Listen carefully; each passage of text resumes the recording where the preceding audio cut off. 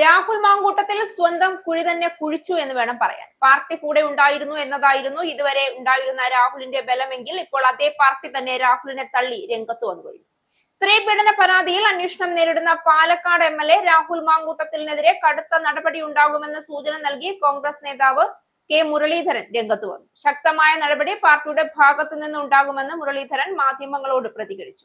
KPCC president party നേതൃത്വവുമായി ആലോചിച്ച് ഉടൻ തീരുമാനം കൈക്കൊള്ളുമെന്നാണ് പ്രതീക്ഷിക്കുന്നത്. യുവതി KPCC അധ്യക്ഷന് പരാതി കൈമാറിയിട്ടുണ്ട്. പാർട്ടിക്കാരനാണെങ്കിൽ പാർട്ടി തലത്തിലാണ് അന്വേഷണം നടത്തേണ്ടത്. രാഹുൽ സസ്പെൻഷനിലായതിനാലാണ് DGPക്ക് പരാതി കൈമാറിയത്. സസ്പെൻഷൻ തെറ്റുതിരുത്തി തിരിച്ചു വരാനുള്ള മാർഗമായാണ് കോൺഗ്രസ് കാണുന്നത്. രാഹുലിന്റെ കാര്യത്തിൽ ഇനി അതിന് സാധ്യതയില്ല. ഇപ്പോൾ രാഹുൽ സസ്പെൻഷനിലാണ്. വേണ്ടി വന്നാൽ ശക്തമായ നടപടി സ്വീകരിക്കും.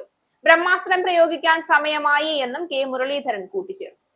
സാഹചര്യം നോക്കിയാണ് പാർട്ടി ഒരാൾക്കെതിരെ നടപടി എടുക്കുന്നതെന്നും രാഹുലിനെതിരെ മുൻപ് എഴുതി നൽകിയ പരാതി ഉണ്ടായിരുന്നില്ല എന്നും പറഞ്ഞ മുരളീധരൻ ഇപ്പോൾ പരാതി സർക്കാരിനും പാർട്ടിക്കും മുന്നിലുണ്ട് എന്നും MLA സ്ഥാനം ഒഴിയണോ എന്ന് രാഹുൽ തീരുമാനിക്കട്ടെ എന്നും കൂട്ടിച്ചേർത്തു.